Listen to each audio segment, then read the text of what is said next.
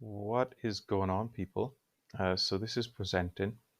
So you've gone through your discovery, you know that you're going to help. You say like, hey dude, what we're going to do here is going to be a great fit.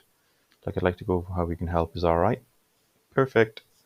And basically, these are the caveats. Okay, demonstrate in a format that will make logical sense to the prospect how your offer will solve their broken process and give them the future they want. Okay, so what I mean by that is, if it's a call, get a person to take a pen and paper, okay, and write these things down. Write down A, B, and C. Write down make 1, 2, and 3 down the page. Okay, if it's over a Zoom call or in person, like, don't forget that people have got different primary ways of learning or in I suppose digesting information. Some people hear it, some people like seeing it, some people need to answer their own questions. Yeah, so best to have like a mixture of modalities, and definitely visual. Okay, and get people to write it down at the same time, because what they're doing is then it's just confirming understanding, because that's all a presentation is. It's not features and benefits per se. It's helping them get that synaptic gap that this is the answer that they need in order to fulfill their problem.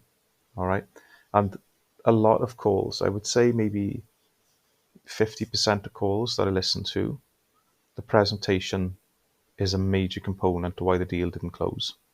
And the close is superb, but they just don't understand. It's weird that, like, all you're doing is you're conveying information. You've found the gap, you've formulated the gap throughout the discovery process, and now what you've got to do is, it's almost like you need to be a teacher. That's what it is. You need to teach that person your method, just like somebody's coming into class for the first time. And like, how would you teach somebody? How would you impart levels of information to somebody that they think to themselves, click of the fingers, right, I get it now. They get that aha moment. Okay, so don't be reliant on quips and tricks and old school shit. Ask yourself the question. This is important. Ask yourself the question: am I relaying the information in a way that is explanatory, so that the person understands how they're going to get the result? If you can answer that yes, and you're asking tie-in questions and they're saying yes, that makes sense. Well, what's your thoughts on that? And you're getting buy-in. That's what you need. Okay, that's the core tenet of what you actually need. Okay, other points, like, let them know that you can help. Okay, because people go into like features and benefits mode, and it's just like, well, have we started the presentation yet? Well, yes, what we're doing will work for you. And with your permission, I'd like to go over exactly how we help our other clients. Yeah, it's called the transition in certain sale model.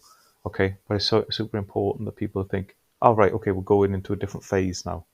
Yeah. And I'm going to talk about, like we talk about teaching different levels, I want to talk about the high level proposition, and I want to talk about the come to Jesus moment, and then how we put pillared or phased elements into our presentation as to how the different features solve their problems. And what last thing we do then is we put what's called like buy-in or tie-in questions, and listen out to be able to read the room at regular intervals. Okay, this is the art of presenting, rather than the box and dice straight out of the box. This is cookie cutter. This is how it should be done. Okay, so what I call like the high level proposition is a person needs to know a framework. They need to know what the lay of the land is. So when a person comes into a room, they say, okay, I've got a chair there, I've got a desk there, I've got some good-looking bastard over in the corner, and I got like this other guy. Go into a dentist room, yeah. That guy looks like he's shit scared. That person looks scary. I'm not going to sit next to him. Or there's a copy of Reader's Digest. I'll probably grab that for a little read. Okay, that's what we do, is like we assess the situation. So the person needs to have, like, what are the four walls of like how this works, yeah? So you're going to be working with Fred and the team for the next X time frame, okay? And we're going to help you achieve XYZ outcome. All right, so let's take about like a fitness offer. Okay, you're going to be working with our head coach, Freddie. Okay, and you're also going to be doing your fitness sessions with our experienced coaches.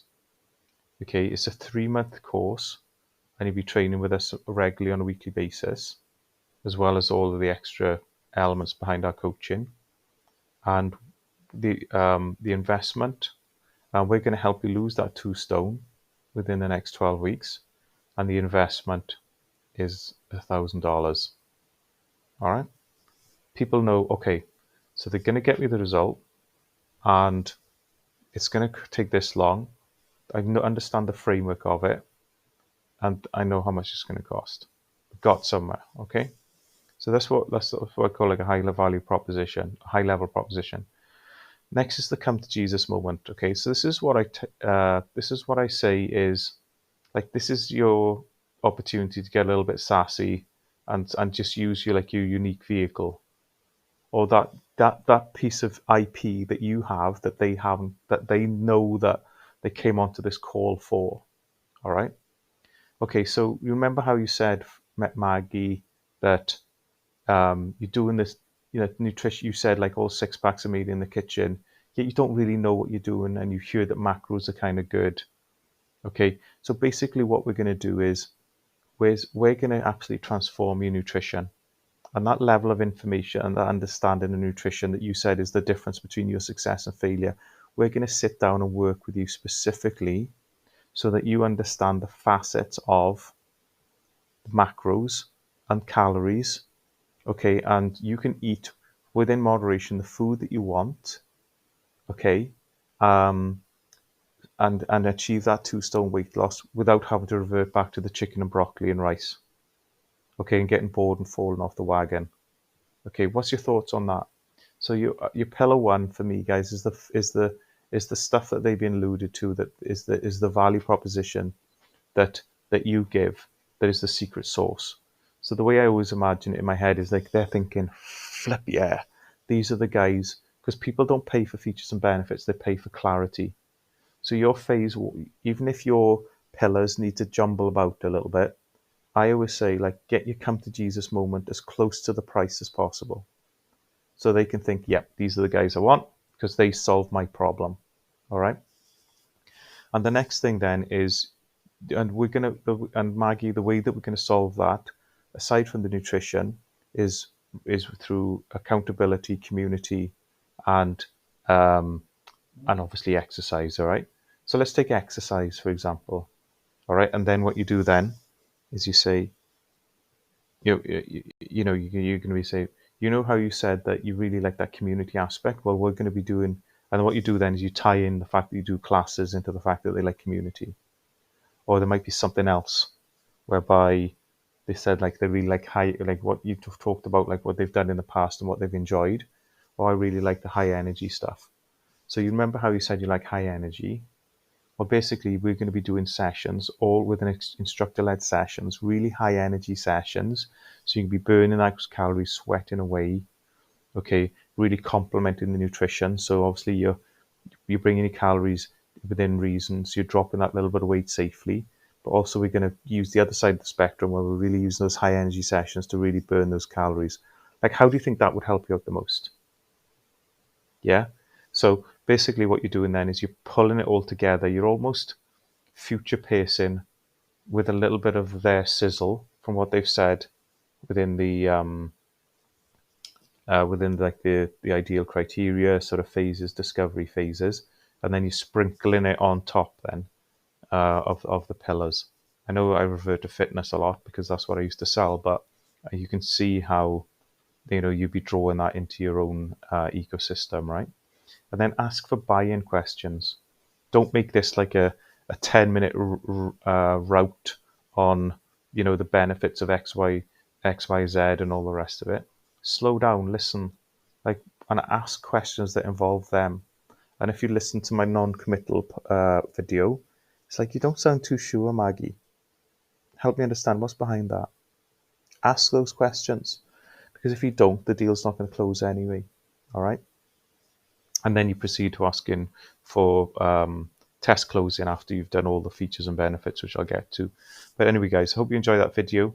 Like I said, it's more of an art as opposed to direct, but I think it gives you the clarity you need. And obviously there are frameworks written out for you within the actual training anyway, which you can bolt in. All right.